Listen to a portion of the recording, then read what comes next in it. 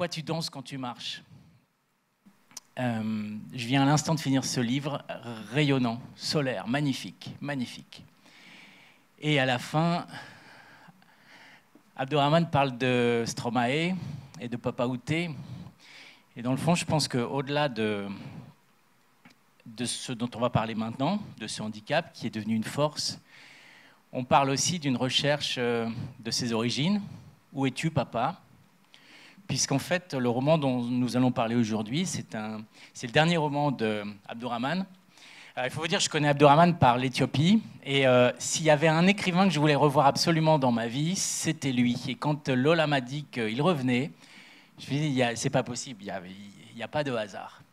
Pourquoi ? Parce que j'ai lu de lui aux États-Unis d'Afrique, qui est un des livres qui m'ont le plus bouleversé, vraiment bouleversé. Et vraiment, je conseille à tous les francophones ici de lire aux États-Unis d'Afrique. C'est une sorte de roman inversé, comme si on avait la tête en bas, qui montre que les États-Unis d'Afrique, c'est donc le monde riche, le monde capitaliste, qui marche très bien, et qu'en Europe, eh bien, il faut essayer de survivre, que c'est compliqué. On essaie par tous les moyens, depuis l'Europe, de rejoindre des bateaux pour aller en Afrique, essayer d'avoir une vie un peu meilleure.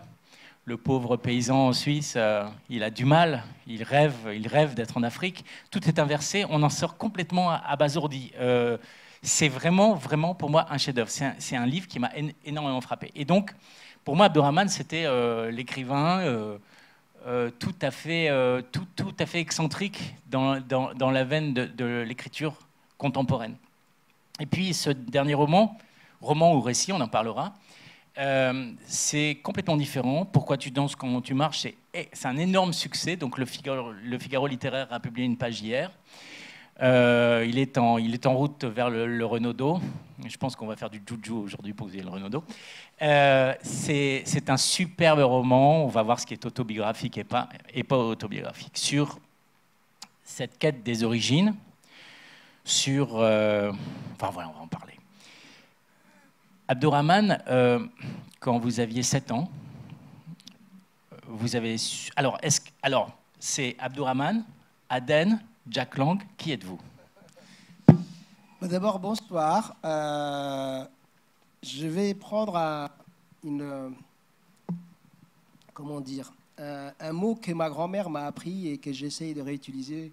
D'ailleurs, elle me porte chance maintenant puisque je l'ai. Ma grand-mère disait en Somalie, dans sa langue maternelle, le salut convient ou embrasse, touche, englobe les humains, mais aussi, disait-elle en Somalie, les plantes, les arbres. Et gamin, j'ai toujours été un peu interloqué en disant, mais... parce qu'en plus, la formule, j'ai élaboré, mais en Somalie, c'est ramassé, et c'est un peu plus brutal. Hein. Il faut aussi saluer les arbres. Je disais un peu, ma grand-mère, elle a fumé la moquette, comme disent les jeunes, où je ne comprenais pas. Puis maintenant, en vieillissant, j'ai compris. Il y a un scientifique français, il vient de nous quitter, il s'appelait Jean-Marie Pelt, qui a beaucoup parlé de ce qu'il appelle les vivants. C'est-à-dire, en fait, il nous fait comprendre, et ici, on le comprend plus facilement, j'ai l'impression, il fait comprendre que nous sommes les humains, les pipèdes à grosse tête, comme on dit, nous ne sommes pas les seuls vivants, nous ne sommes pas les seules créatures sur Terre. Nous habitons avec des plantes, déjà. Vous voyez, cet arbre, cette chaise, c'était des plantes, donc elles sont vivantes, ils sont vivants. Mais aussi avec ce qu'elle appelait aussi les invisibles. Et là, ici, on comprend aussi, on appelle ça les ancêtres, on appelle ça les esprits, on appelle ça d'un plein de noms. Mais en tout cas, c'est pour dire que nous ne sommes pas. Il y a récemment que l'homme a oublié qu'il vivait, qu'il cohabitait avec d'autres créatures. Et donc, nous faisons partie de cette chaîne. Pourquoi je rappelle ça ? Parce qu'en fait, la création, l'art, c'est une médiation, c'est un dialogue entre, je ne sais pas, l'invisible, le rêve, et la sphère du visible, la sphère du logos, de la parlotte. Donc voilà, je voudrais d'abord vous accueillir pleinement en tant qu'être humain, mais peut-être aussi vos ancêtres, vos invisibles, vos arbres. Et tous et chacun d'entre vous, vous auriez pu faire 1000 choses dans la vie, mais... je ne sais pas, madame le conseiller culturel, attaché culturel, aurait pu faire autre chose. Yolande Mukakasanga, qui est revenu du Rwanda, aurait pu faire autre chose. Emmanuel aurait pu autre chose. Et vous autres, vous auriez pu faire autre chose, mais vous êtes là.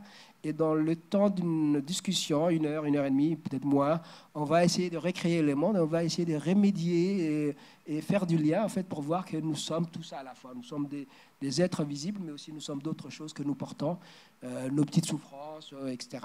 Donc voilà. Je vous accueille pleinement. Alors, c'est Aden ou Abdourahmane? Voilà, j'y reviens, t'inquiète pas, Charles. Alors, je vais redire mon amitié pour Charles, qui est un garçon formidable, on s'est perdu de vue, on s'est retrouvé. Formidable. On s'est retrouvés, voilà, vous voyez, on s'est retrouvés. Et aussi Lola, qui est une femme formidable, qui fait ses festivals. C'est d'ailleurs, au passage, la première fois que je viens au Nigeria. Et ça fait partie, en fait, je suis en train de tisser aussi les liens entre langue française, langue anglaise, etc., Afrique francophone, Afrique anglophone, et voilà, ça fait ça, tout ça mes thèses. Alors maintenant, pour répondre franchement à ta question, c'est les deux. Vous voyez, c'est Aden et c'est Abdourahmane. Alors, vous allez me dire, d'autres l'ont déjà dit, hein, Aragon l'a dit magnifiquement, par exemple, sur les monts Tirevrais, etc. Mais en fait, ce que j'ai essayé de faire dans ce roman, c'est de garder la vérité des émotions. Donc les petits garçons, c'est pas moi maintenant, hein, parce que j'ai dit aux Djiboutiens, des fois ils sont un peu inquiétants ou un peu inquiétés, ils me disent mais tu parles mal de tes parents. Non, c'est pas moi, c'est les émotions de ces petits garçons-là. Si vous voulez, c'est cet enfant intérieur, enfin qui n'était même pas intérieur, qui avait 7 ans, à qui il arrive au moins 2 drames dans sa vie, ou 2 traumas, et j'ai essayé de rester fidèle à la vérité des émotions. Donc ça, c'est pour la partie, on va dire, vérité entre guillemets. Et pour la partie non-vérité ou fiction, bah, c'est les arrangements, vous voyez, les coupages, ce qu'on appelle la cuisine, hein, j'appelle ça la marqueterie. Comment on découpe des événements dans des moments particuliers. Parfois même, certains personnages sont aussi fictionnels. Hein, donc on a un peu mélangé. Mais la vérité des émotions est vraie. Donc pour ce qui est la vérité des émotions, c'est la vérité, c'est Abdourahmane. Pour ce qui est du reste, c'est Aden. Alors on commence par rencontrer le personnage de la mère. Et j'avoue que j'ai du mal à la saisir. On dirait qu'elle n'aime pas son enfant. Et pourtant, il y a une forme d'affection quand même. Là, si c'est Abdourahmane qui parle, je vais faire un. Si c'est Abdourahmane, je vais là. Si c'est Aden, je vais faire. Je plaisante. Si c'est Abdourahmane, là, au fait, ma mère, qui a maintenant plus de 80 ans, est une vieille femme. Donc maintenant, c'est rigolo parce qu'elle est devenue. C'est moi les parents. Donc elle perd un peu la tête. Donc c'est moi qui la rassure. Elle vient en France. Et dès qu'elle arrive, elle veut repartir déjà parce qu'elle dit mais oui, vous vivez dans des cages à poules. Je ne vais pas rester dans cet appartement. Et donc, voyez. Et donc c'est maintenant moi qui m'occupe d'elle. Mais en fait, j'ai compris, là, c'est Abdourahmane qui parle, et j'ai compris que ma mère m'avait eu très jeune. En fait, on ne devient pas, c'est aussi une des vérités de la vie. Parents, ça ne s'apprend pas. Hein. On a l'impression que c'est comme ça. Ici, on parle des vulnérabilités dans ces festivals, et c'est important. Mais longtemps, par exemple, les Africains ont tué les défaillances familiales, vous voyez, parce qu'on ne doit jamais dire du mal du parent, du père ou de la mère, etc. Et donc, je ne dis pas du mal, j'ai maintenant compris que cette maman m'a eu jeune, vers 23 ans, je crois. Et en plus, ce que je suis plus tard, elle a perdu son premier enfant. Donc, je n'étais pas l'aîné comme on croit, mais il y a eu un enfant qui est perdu. Et donc, qu'elle a eu, je ne sais pas, 20 ans, 19 ans, je ne sais pas, en tout cas qu'elle a eu avant moi, et c'était une petite fille, elle est partie très vite. Et moi, j'arrive, j'étais un peu maladif, etc. Elle a dit, ce gars-là, il va partir aussi. Donc, qu'est-ce qu'elle faisait? Elle me poussait dans les bras des autres. Et donc, elle avait cette peur panique elle-même. C'est pas qu'elle n'aimait pas ce qu'elle... Il a fallu... Après, elle a appris, hein, parce qu'elle a eu contre d'autres enfants. Et après, elle a su, je pense, négocier, pas avec celui qui me suit, mais après avec les 2 autres. Mais elle a, comme dit aujourd'hui, on dit, elle a su négocier plus tard la maternité. Mais avant, je pense, avec moi en tout cas, et avec mon frère qui m'a suivi, elle avait vraiment une peur panique et elle essayait de nous dire... Heureusement, on est la famille africaine qui supplée. Hein. Il y avait la grand-mère, il y avait les tantes qui ont devenu des demi-mères. Hein. D'ailleurs, en Somalie, tante maternelle, ça se dit la demi-mère, la petite-mère, pardon. La petite-mère. Donc, ma petite-mère s'est occupée d'une certaine manière, mais ma mère, elle avait cette chose paniquante pour elle. Et donc, je la brûlais, quoi. Dès que je la prenais dans mes bras, elle l'aurait filée à quelqu'un d'autre. Et ça, c'est la vérité des émotions, parce que même si je n'ai pas besoin de faire une psychanalyse, je l'ai su et je le tue longtemps. Alors cet enfant, il est malingre, tout à l'inverse de son petit frère qui, lui, va apparaître en très très bonne santé, avec des cacas bien jaunes. Donc lui, c'est plutôt le caca de biquette, vous voyez ce que je veux dire. Le malingre, celui auquel on ne croit pas. Et puis, il va lui arriver une sale histoire. Comme il n'est pas très sûr de lui, c'est un petit peu un souffre-douleur, vers l'âge de 7 ans, il va rencontrer Johnny. Qui est Johnny ? Johnny, on a tous un Johnny dans l'arrière, dans le rétroviseur. Johnny, c'est la terreur de l'école. Et effectivement, il y a un vrai Johnny là. C'est un personnage de composition, mais c'était aussi un beau personnage, mais un vrai gamin réel. Hein. Donc Johnny, c'est le gamin, les cahiers de l'école. Et Johnny, pour fêter la nouvelle année scolaire, hein, il ne va rien trouver de mieux que me faire un croche-pied devant tout le monde. Et ça aussi, c'est un trauma vrai. Donc, il me fait un croche-pied et je m'ouvre là, sur l'arcade sourcilière devant tout le monde et ça pète les sangs, etc. Premier jour de l'école. Donc, je suis humilié devant toute l'école, surtout les filles, parce qu'évidemment, j'ai regardé mes collègues, enfin mes petites copines filles, là, et voilà, ma carrière de beau gosse est finie, hein, ils m'ont humilié devant tout le monde. Et il me faudra du temps pour dépasser ces traumas-là, parce que Johnny, c'était... Alors plus tard, j'ai trouvé l'astuce, je vais peut-être avancer, mais par exemple, plus tard, je rendais des dissertations pour les autres Johnny, et après, j'ai eu la protection, voire une forme d'estime même. Alors à partir de là, on comprend que toute votre vie, ça va être en fait une fulgurance par rapport au handicap. Vous allez accumuler des handicaps qui vont faire que vous allez être différent et qui vont faire que vous êtes aujourd'hui un des écrivains en langue française les plus reconnus. Évidemment, la question elle est très simple et je voulais la poser à la fin seulement. Mais est-ce que dans le fond, Johnny il vous a pas rendu un fier service? Parce que, alors, j'enchaîne. Donc, Johnny blesse Aden. Aden va se soigner à la fontaine rouillée de la cour d'école. Et là va apparaître donc une maladie, la polio, puisqu'apparemment il n'était pas protégé. Donc, on comprend dans tout le livre qu'au fur et à mesure, cet accident, puis ces handicaps, qui fait qu'Abdourahmane danse quand il marche, d'où le titre, on comprend que ces handicaps va le mettre du côté des livres. Il va se réfugier dans les mots, dans les livres, dans une forme d'observation de la société, parce qu'il ne veut pas toujours se déplacer comme il le veut. Donc c'est la question que je voulais poser à la fin, mais dans le fond c'est un peu désordonné. Est-ce qu'en fait Johnny, il va pas faire aujourd'hui votre bonheur? Ah oui, bah oui, bien sûr. Et ça aussi, ça fait partie du thème, hein, les vulnérabilités, la résilience, les dépassements des difficultés. Que ce soit physique ou psychique. Mais évidemment, oui. Mais il m'a fallu en même temps, je ne sais pas, quelques décennies pour arriver à cette vérité-là. Et d'où le roman, d'ailleurs. D'où le fait que j'ai dansé avec Stromae. Donc, on salue encore une fois le Rwanda. C'est un peu comme le Rwanda, vous voyez. Il a dépassé des blessures et ce sont les difficultés qui nous rendent plus forts, qui nous rendent plus résilients, comme on dit. Mais c'est vrai que Johnny, il m'a rendu service, mais il m'a fallu quand même quelques décennies, quelques dizaines d'années pour le voir. Même le livre, vous voyez, là, en ce moment, j'ai un peu lâché tout, j'en parle facilement, mais je n'aurais pas écrit il y a même 5 ans, vous voyez. C'est un espèce de... Le prétexte, c'est un dialogue avec ma fille, ma dernière fille, enfin là c'est Abdourahmane qui parle. Et il a fallu que j'atteigne le demi-siècle. Vous voyez, avant, j'avais eu 2 autres garçons, j'avais toujours les mêmes soucis, j'avais la même capsule, on va dire, psychique, et j'avais aussi les mêmes traumas, mais je n'étais pas d'abord prêt pour entendre les questions que me posaient mes enfants, parce que ils me posaient les mêmes questions. Hein, parce que en fait, le roman a démarré quand le narrateur a entendu les questionnements de sa fille qui lui dit, et qui commence d'ailleurs tout doucement, et cet enfant, elle a d'abord entendu les autres parents, hein, la tante, la grand-mère, dire à elle, hein, la petite fille, tu ne peux pas demander ça à ton père. Donc cet enfant, elle entend ça à 4 ans, tu ne peux pas demander ceci à ton père, tu ne peux pas demander cela à ton père. Et elle a l'impression, elle dit, mais ce père, il a l'air normal.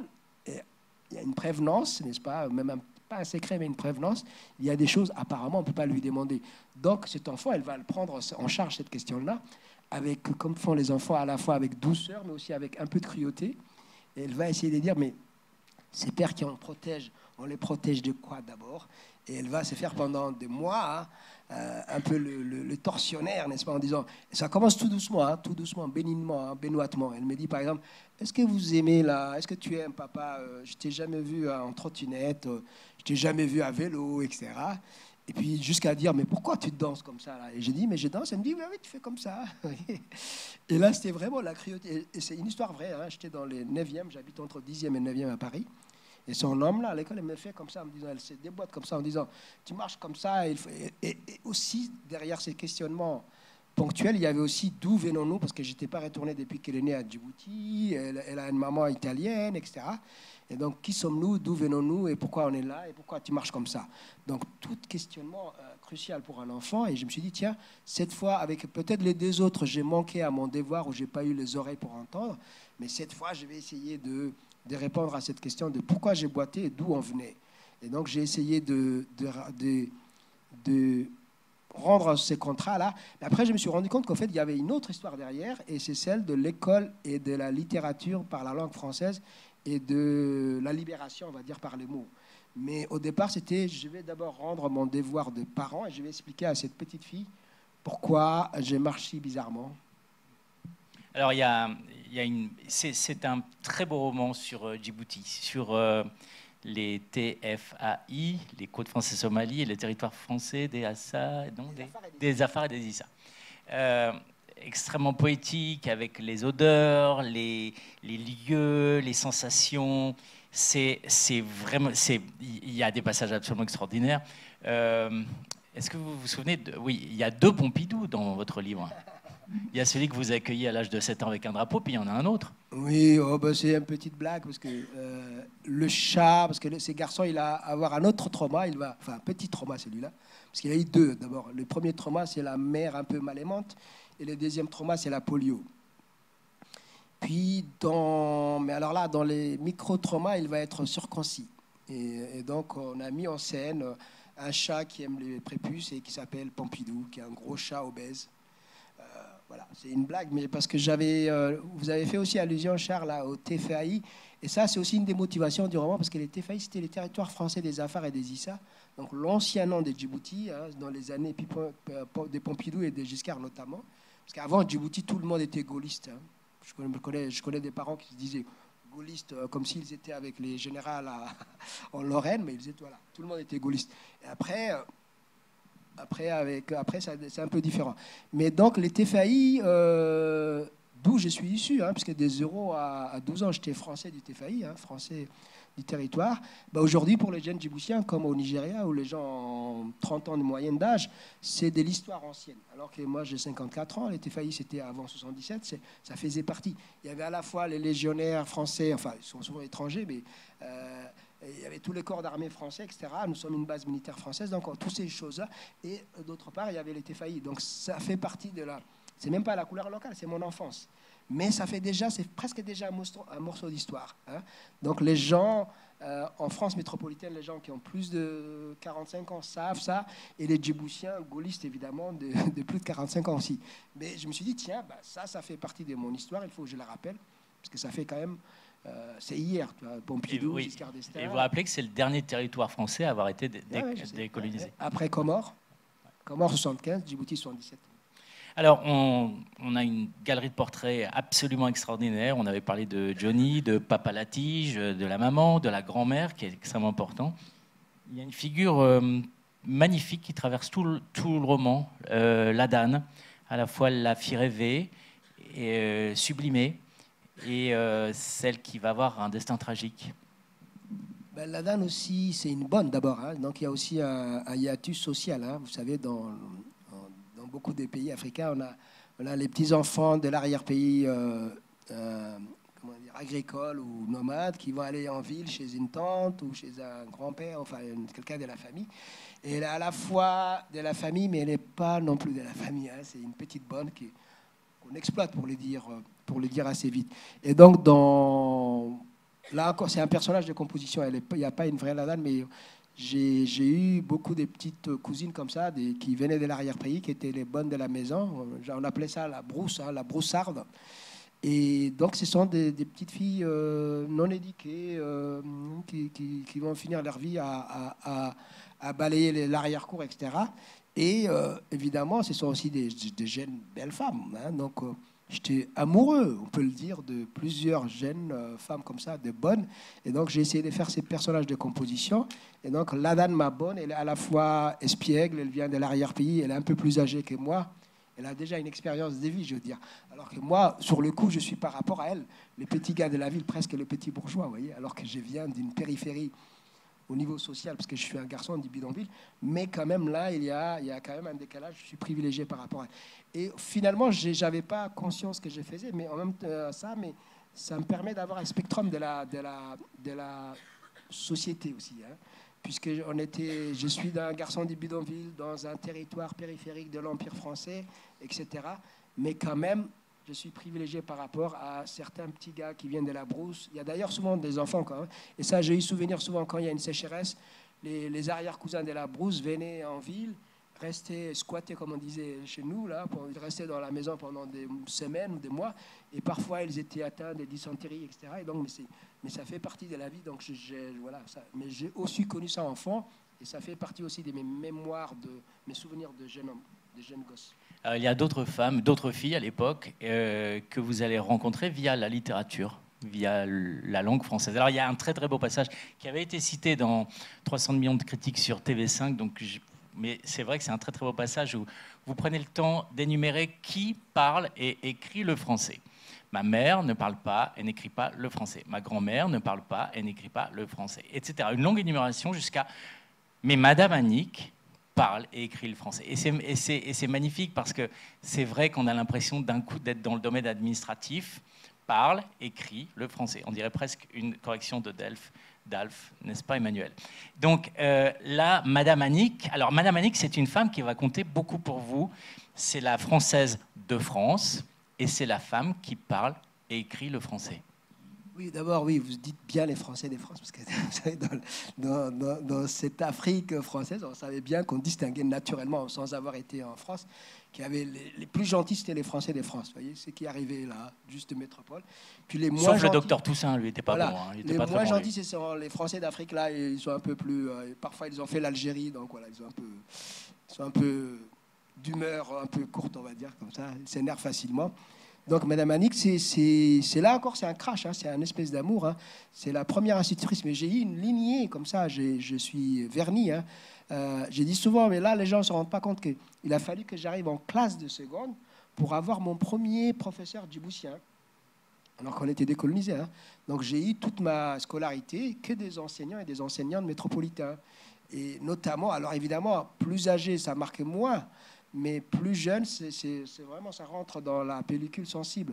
Donc je suis le produit, souvent j'ai dit, de ces lignées des Barbichets de la Troisième République, des gens qui venaient, je sais pas, des Charentes, des Ardennes, des Flandres, du Sud, voilà, des Provences, partout, et qui, pendant un certain temps, des années parfois, ils restaient, il faisait souche aussi, mais qui apportait à la fois la langue française, mais à la fois, voilà, c'est ça aussi la francophonie, c'est ça aussi l'histoire. C'est-à-dire qu'on est tissé, voilà, je parle de médiation, moi j'ai passe mon temps à recoudre, à retisser les choses, et je vois moins les dichotomies et les différences. Donc j'ai eu une lignée de Madame Annick, et d'ailleurs, bizarrement, alors là, off the record, c'est Abdourahmane qui parle, une de mes anciennes institutrices m'a retrouvée, elle s'appelle Madame Ellul, elle a 84 ans, elle est à la retraite du côté de Montpellier. Mais Madame Ellul m'a donné le goût de la lecture. Et si je suis devenu, vous parliez de Johnny, mais si je suis devenu l'auteur que je suis, c'est peut-être même grâce à Madame Ellul, parce que en CM2, elle m'a filé tous les livres, les lectures. Hein, je parle là les petites choses de Daudet, Les Misérables, Sans famille, ces choses-là. Alexandre Dumas. Et c'est sans ces lectures-là qui m'ont formé. Puis tout d'un coup, je me suis dit, bah, je ne suis pas plus malheureux que Cosette, je ne suis pas plus malheureux que Rémi dans Sainte-Famille, je ne suis pas plus malheureux que même le petit garçon, les petites choses de Daudet. Et finalement, je me dis, mais voilà, il faut que j'arrête de me prendre pour une victime. Et je suis un garçon qui a, comme on dit aujourd'hui, un handicap. D'ailleurs, le mot handicap n'est pas prononcé dans le roman exprès, mais qui a peut-être une difficulté ou voilà, quelque chose... qui a raté sa carrière de football, c'est sûr, des footballeurs, c'est sûr, mais il peut devenir professeur de français ou bibliothécaire. Voilà. Et c'est ainsi que je vais petit à petit me construire, d'abord par les livres et par le regard aimant de quelques enseignants, quelques institutrices. Et puis aussi, bel hommage, merci beaucoup au Centre français, Centre Arthur Rimbaud, je suppose aussi à l'Alliance française de Djibouti.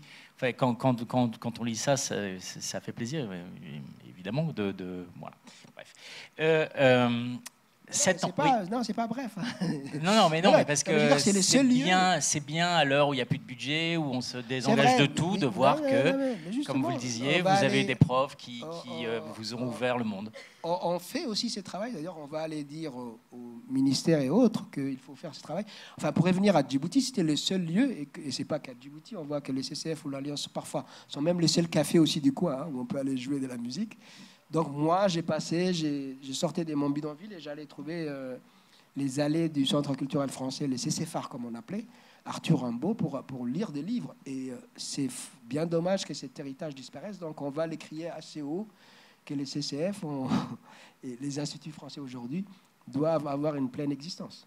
Alors avant de passer la parole au public, est-ce qu'on peut dire que vous n'avez pas eu une enfance heureuse? Et est-ce que du coup, c'est votre fille qui est omniprésente dans le film, omniprésente dans le livre, pardon, on la retrouve très très souvent comme une forme d'insert. Et comme par hasard, elle s'appelle Béa. Beata, béatitude, la fille heureuse. Est-ce que du coup, cette espèce de lourdeur, de difficulté, de malheur dans votre enfance, ça fait que vous voulez faire de celle de votre fille quelque chose de magique et de magnifique? Au-delà de même ma fille, je me suis compris que, voilà, j'allais dire, je ne suis pas missionné par... voilà, j'ai compris que mon travail était dans la médiation. Donc, ce n'est pas par hasard si je suis devenu enseignant et écrivain qu'aujourd'hui, je prêche... oui, parce que je rappelle que vous l'amour de enseignez la la langue française littérature à Washington. Voilà, c'est ça. Poste prestigieux. Ouais. Mais je fais que ça, en fait. Et en fait, je n'ai pas une enfance si malheureuse que ça. Mais enfin, disons, dans les personnages, c'est ça. Enfin, si, même émotionnellement, j'étais quand même un peu atteint. Mais disons que ce que j'ai fait aujourd'hui, c'est à la fois donner le goût de la transmission, de la traduction, du dialogue, de la littérature, de la beauté, au final, en fait, de la beauté qui est un nom de Dieu, hein, la beauté. Hein. C'est donner ces goûts-là à tout le monde et d'abord à mes enfants, bien sûr. Mais Béatrice n'est que comment dire, la voix ou le visage de tous ces enfants à qui je vais donner cet amour-là. Et je pense que nous sommes humains et debout, et on danse, comme dirait Stromae, justement parce qu'on porte cet amour-là à l'autre, à autrui et à l'échange. Parce que si tout seul, si on est tout seul dans l'isolement, on n'existait pas. Quand on ne peut pas marcher, on danse. Ah, bien sûr. Voilà. Est-ce qu'il y a un micro 2 là? Oui. Est-ce que quelqu'un peut se charger du micro? We can speak English if you want, because Mr. Waberi is a teacher, a professor in Washington, so we can speak also in English. Mais c'était bien d'avoir une session en français, ça, je pense, enfin 2 sessions en français aujourd'hui. On met un petit peu de francophonie dans le festival. Any question? Est-ce que vous avez des questions? Vous gagnez un voyage à Djibouti, hein, si vous posez la première question. Alors, donc s'il n'y a pas de questions tout de suite, là, ça marche très bien en ce moment. C'est shortlisté pour le Renaudot. Oui, non, mais qu'est-ce que ça fait d'être successful comme ça? Disons, ces livres, ils se portent tout seuls, en fait. Je sens un petit vent comme ça qui les pousse tout seul. Donc, j'essaye de dire, pourvu que ça dure et surtout que j'intervienne pas, tu vois. Donc, qu'il fasse sa vie jusque dans le Renaudot. Donc, mais dans le Renaudot, par exemple, il y a Jean-Marie Leclésio, et Leclésio avait déjà... Alors oui, j'ai vu que quand il a été avait en 2009, nobelisé, il vous a associé à son prix Nobel. Et d'abord, Leclésio est un homme généreux, est un homme qui ne fait pas la distinction entre francophonie et français. Pour lui, il est aussi mauricien, il est aussi breton, il est aussi africain, parce qu'il a écrit Onitsha, il est nigérian. Il a écrit Onitsha, l'Africain, 2 très beaux livres sur l'Afrique. Donc justement, il fait partie de ces gens qui méditent tout le temps, qui médiation, qui rétissent tout le temps les liens. Et ce n'est pas un hasard qu'on se trouve dans la même compagnie. Aujourd'hui, on se voit dans les jurys du prix des 5 continents. Et il est toujours comme ça, il est très généreux. Donc voilà, je pense que ça va être un signe pour moi. Hein, j'essaie de trouver des signaux, mais le fait que l'Ecclésio m'ait salué déjà, avant même que je sois dans ces jurys. Mais alors, qu'est-ce que ça fait? C'est toujours bien, parce que nous avons, pour des raisons traditionnelles, 8 semaines de rentrée, ce qu'on appelle, où vous avez 500 à 600 auteurs, et il y a une vingtaine, trentaine de livres remarqués. Donc c'est à la fois traumatisant, épuisant, et puis pour les gagnants, c'est bien, ou pour les gens un peu déjà, j'ai presque déjà gagné, même si, parce que le livre est remarqué, donc c'est à la fois épuisant et c'est en même temps formidable. Mais bon, on aurait pu se dire, mais on est français, on est comme ça, on aurait pu se dire comme les Allemands ou comme les Italiens ou comme les autres, on aurait pu étaler la rentrée un peu dans toute l'année comme ça pour être moins secoué. Mais disons, it's a hell of a trick. L'ego, c'est pareil, on fait tout en même temps, tout ce week-end. Madame. Voilà. J'ai trop de questions à lui poser, mais à mon avis, ce sera entre nous à l'hôtel. Mais il y en a quand même que j'aimerais qu'il explique un peu au public. D'abord, est-ce que si vous n'aviez pas eu tous ces coups par lesquels vous êtes passé, vous pensez que vous auriez vous seriez devenu écrivain. Ça, c'est une chose. Une autre chose, depuis combien de temps vous écrivez? Combien de livres? Est-ce que vous pouvez nous en parler? Merci. Et j'ai gagné mon voyage. Ah bah oui. Bon, le Kigali Djibouti s'est fait bien. Bon, je vais commencer par la question, la dernière qui est plus facile. J'écris depuis, alors asseyez-vous bien, publie depuis 1994. Mon premier recueil de nouvelles s'appelait Les pays sans ombre. Il était publié aux éditions Serpent à Plume. Et il avait gagné les prix de la nouvelle de l'Académie royale de Belgique, monsieur et madame. J'étais très fier. D'ailleurs, c'était une blague parce qu'on m'appelle de Bruxelles. On me dit, vous avez gagné 125 000 francs. C'était à l'époque du franc. Et je croyais que c'est 125 000 francs français. Vous voyez. Après, on m'a expliqué que c'était belge et qu'il fallait diviser par 6. Bon, c'était quand même dans les 20 000 balles, ce qui était pas mal. Mais j'ai failli acheter une maison tout de suite, alors que je n'avais pas l'échec. Et depuis, voilà, par exemple, je suis venu au pays de Yolande en 98 et séjourné 98-99, j'ai écrit un petit livre sur le génocide des Tutsis au Rwanda. C'est par là que j'ai connu Yolande, qui est une vraie rescapée, elle. Et donc en 2000, j'ai eu un livre rwandais. Avant, j'ai eu ce que j'appelle une trilogie sur Djibouti. Donc après les premiers recueils, 2 autres livres, Cahiers Nomade, Balbala. Première trilogie par un Djiboutien. Donc les livres sont... Alors quand j'arrive à la trilogie, je me suis dit, voilà, j'ai fait mon devoir des Djiboutiens, maintenant je peux m'occuper des autres. Et Fest Africa m'appelle en disant, et Boris et Tierno m'appellent en disant, on va à Kigali. Je n'ai même pas hésité 2 secondes, je ne savais pas évidemment ce que c'était un génocide, je ne peux pas imaginer avant, on ne peut pas imaginer, c'est inimaginable. Et ben voilà, ce séjour rwandais m'a permis d'écrire ce livre, La moisson de crâne. Après j'ai écrit plein d'autres livres sur l'exil, sur le fait qu'on soit diasporique, vous voyez, il n'y a pas une Afrique seulement, il y a l'Afrique du continent, mais aujourd'hui il y a une Afrique de l'extérieur, il y a une Afrique je ne sais pas, à Bruxelles, il y a une Afrique à Paris, évidemment, il y a une Afrique à Washington, où j'ai vu, elle est d'ailleurs un peu éthiopienne, ce qui me facilite les choses. Vous voyez, et donc, c'est ce qu'on appelle ces diasporas, ou ces Afropéens, maintenant on parle de communauté afropéenne. Ben, là aussi, ça fait partie de mon travail d'en rendre compte. Je finirai là-dessus, donc j'ai écrit une 12aine de livres.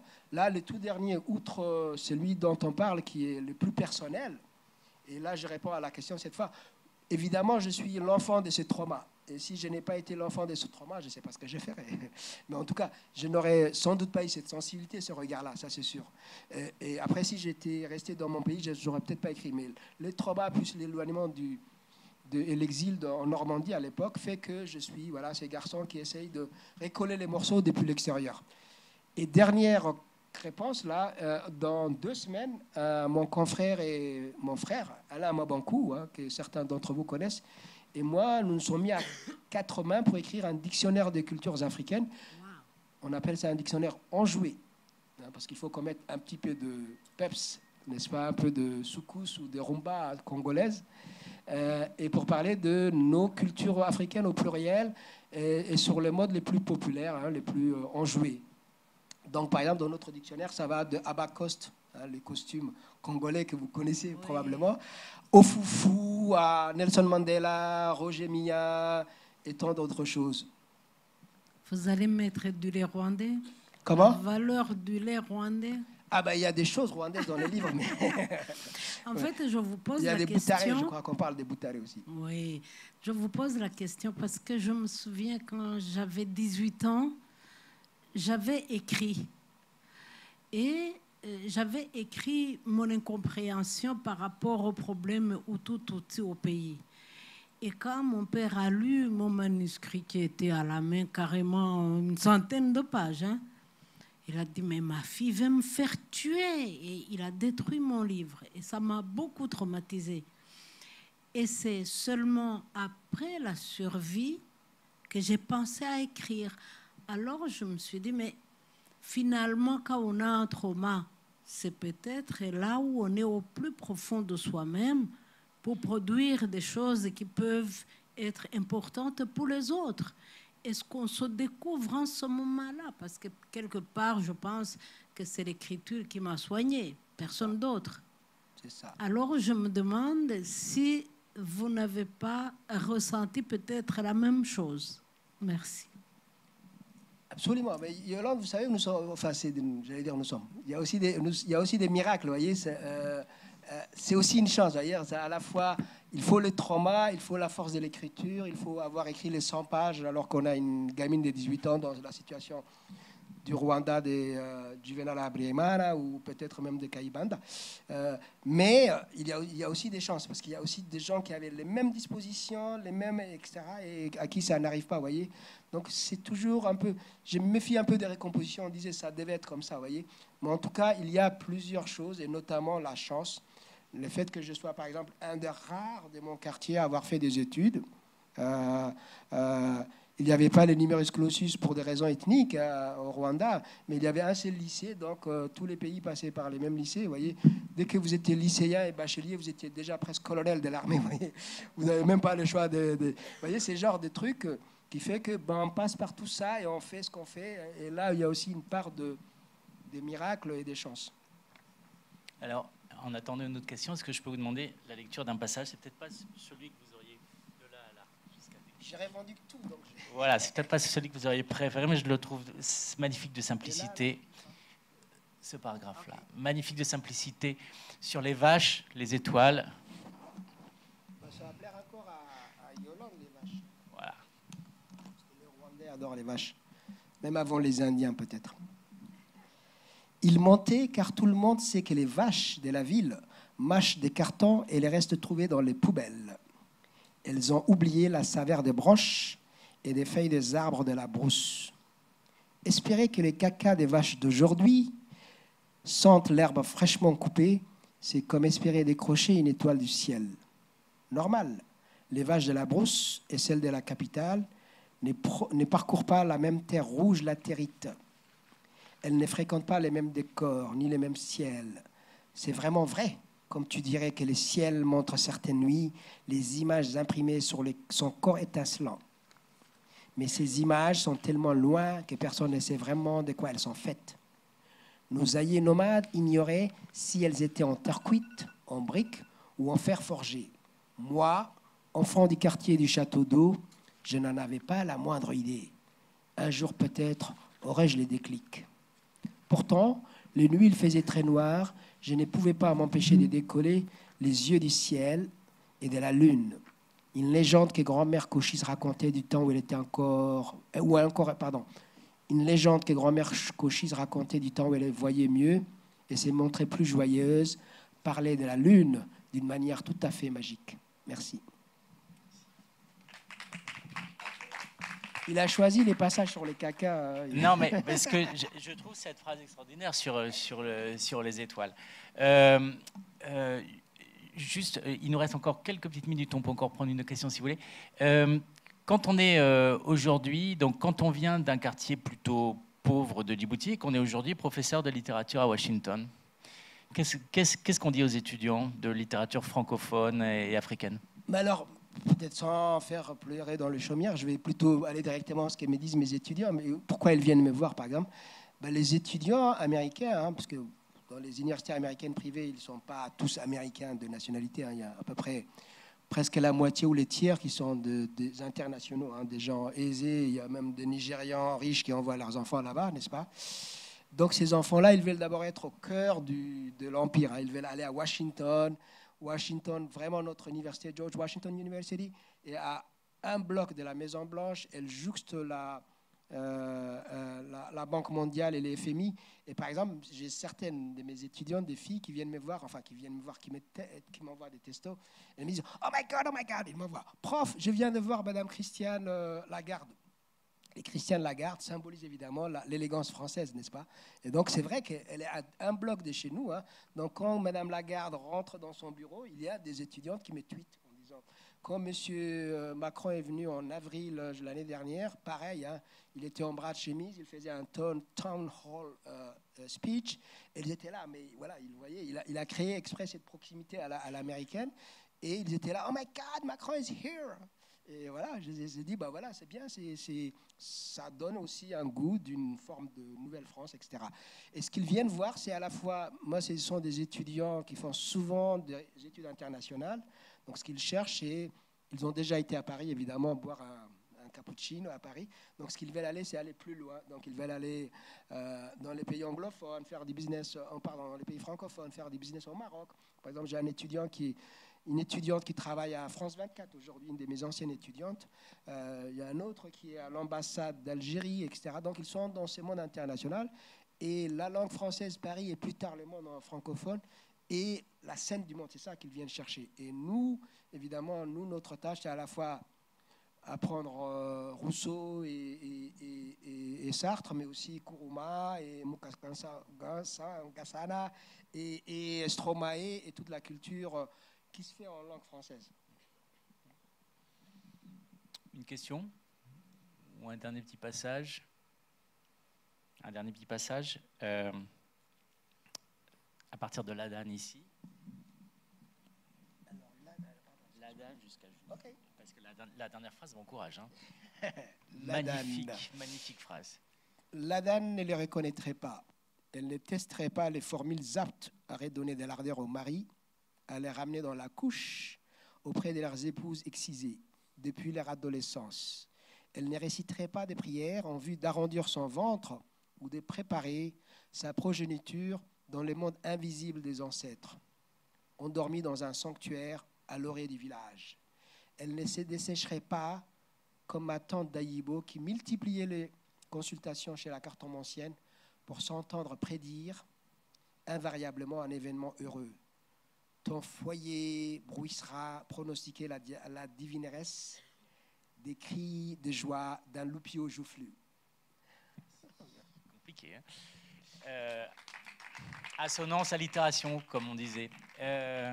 Dernière question. Posez des questions parce que sinon il va me torturer comme ça. Ouais. Bon, en tout cas, je suis encore une fois ravi d'avoir pu vous accueillir à l'Alliance. Vous savez que c'est votre maison. Et maintenant que vous connaissez le Nigeria, dans le fond, c'est pas plus mal que l'Éthiopie. Alors, Lagos, Dakar, Lagos Art me tente déjà la prochaine fois. Voilà. Merci infiniment. On est encore là, si vous voulez, quelques minutes dans l'auditorium jusqu'à 15. Donc, on a 7-8 minutes ici.